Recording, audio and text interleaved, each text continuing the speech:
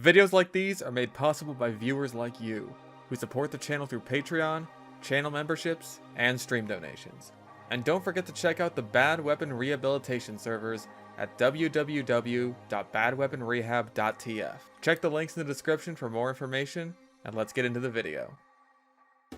Summer 2024, the update that sent us to Brazil, added Butler Tron from Clone High, gave Soldier the most jacked thunder thighs in the universe, taught us all the valuable lesson that false advertising is actually really easy and extremely rewarding, and revealed that the engineer is apparently a transgender and bisexual ally, but only if you look at hidden textures that you can't even see in-game, which kinda makes you wonder why they even bothered adding those in the first place, unless the Disney approach of making representation so unnoticeable that it could be completely ignored, unless you frequently check Twitter to see the discourse surrounding it, is what people actually want to see. Also, Flare is like 4Ref people, it's not that expensive, you can actually see the flags. But it's also the update that ended up invalidating one of my major complaints on 2 of my videos. This update didn't just indirectly buff the Neon Annihilator by adding even more watery maps to the pool, which it did, by the way. Here they are on the tier list, and I will also be addressing the allegations and saying that I missed Mercenary Park and Lazarus on the list of wet maps in the Neon video. I forgot both these spots even existed because they might give Badlands a run for its money on being the worst spots in the game.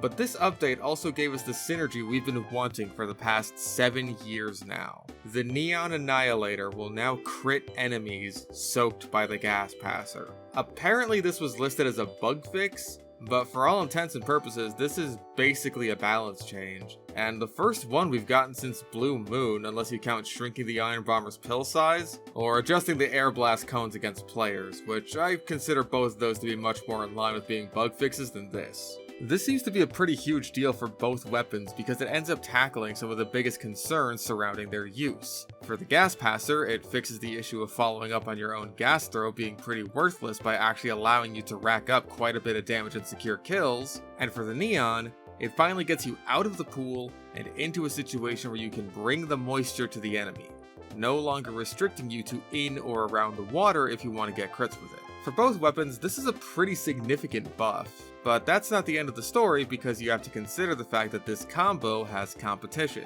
The OG combo Pyro melee, the Extinguisher, may not be the most popular pick these days since the Power Jack exists, but it's inarguably still one of Pyro's best and most fun to use melee weapons. So does this new combo have a place in the pub meta?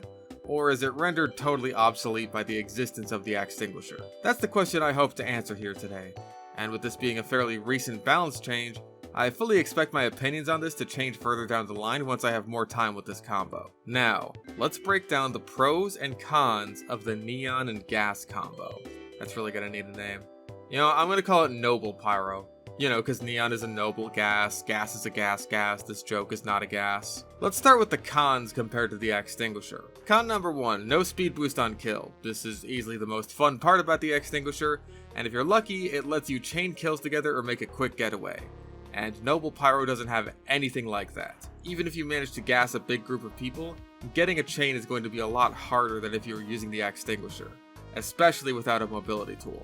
For another thing, the recharge timer. The Gas Passer is unfortunately still the Gas Passer, and unless you're doing so much damage that getting combos on people isn't even necessary to begin with, you're going to be waiting around a lot to pull off one of these combos. The upside to this is that the Neon will deal over 150 damage, which ends up charging 20% of your gas charge, bypassing about 12 seconds of waiting.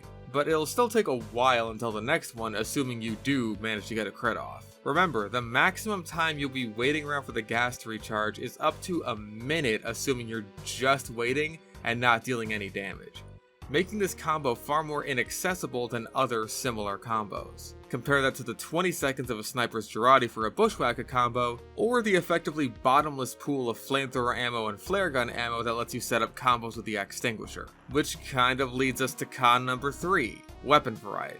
You end up sacrificing both your secondary and melee slot in order to use this combo, while with the Extinguisher, you're pretty much only sacrificing the potential of other melee weapons like the Power Jack and Homewrecker, and it fits in well to just about any loadout. If you're using the Dragon's Fury, then you suffer from shorter afterburn time on your primary, but if you use it alongside the detonator, which is one of the best options to start Dragon's Fury combos to begin with, then that completely makes up for it and still allows you to use the extinguisher very effectively.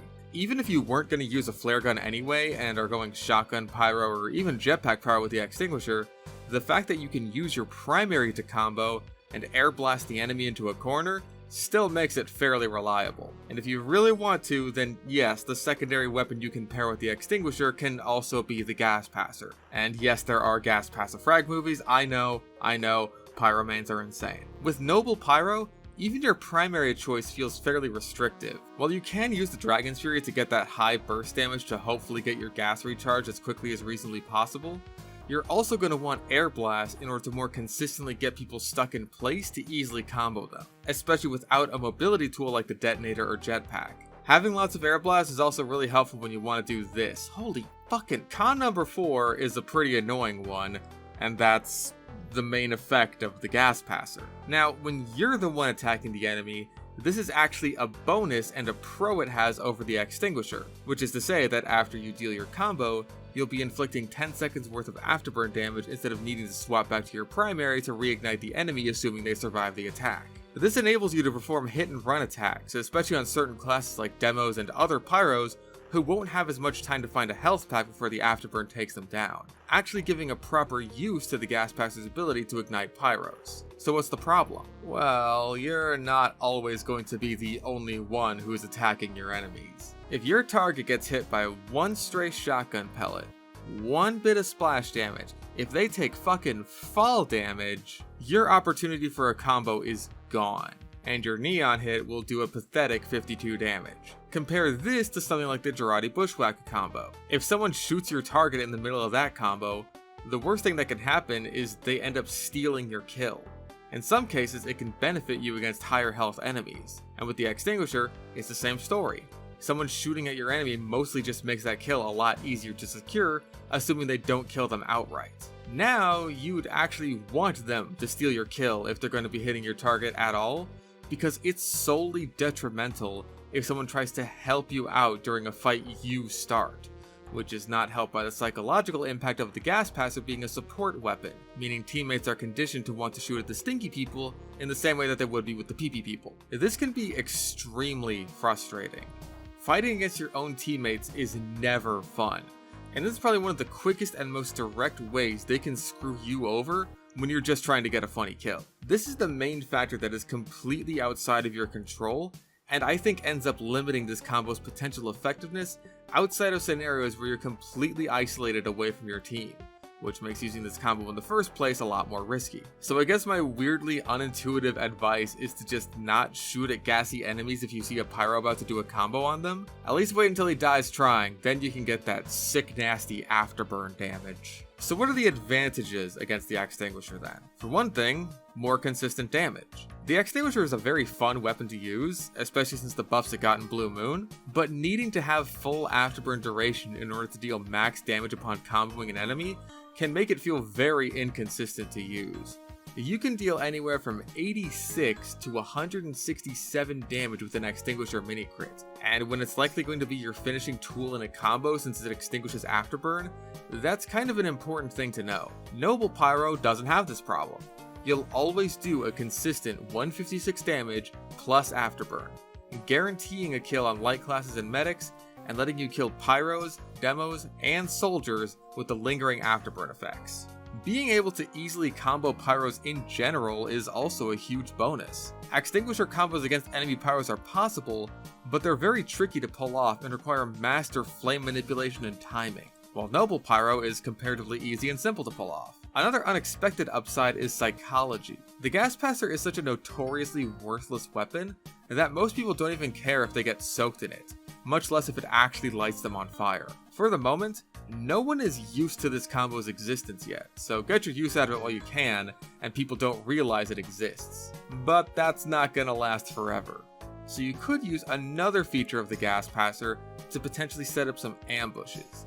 The lingering and descending gas cloud. Unlike Girardi, or even fire with the extinguisher, you can set up ambushes 10 full seconds in advance by throwing the gas up onto a high point and letting it descend onto the enemies without them even knowing about it until it's too late.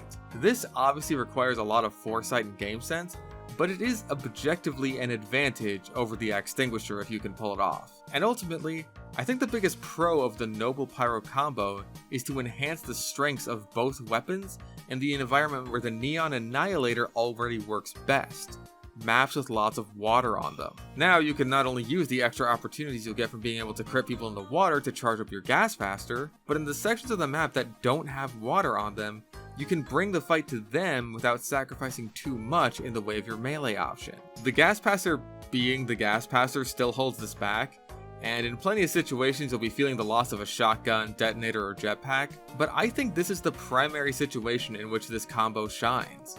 I fully expect this to be used for meme kills on totally dry maps, but I really think this is where this combo will end up seeing success in the future, especially if they keep adding more wet maps every summer. Next time, just add some wet maps that aren't a sniper's playground, please.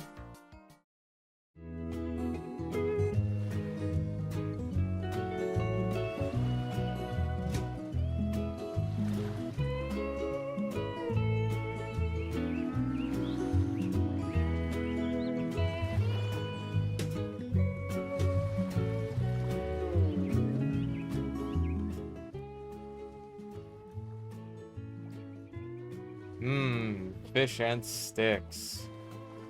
With a free stick. Hey, wait a second.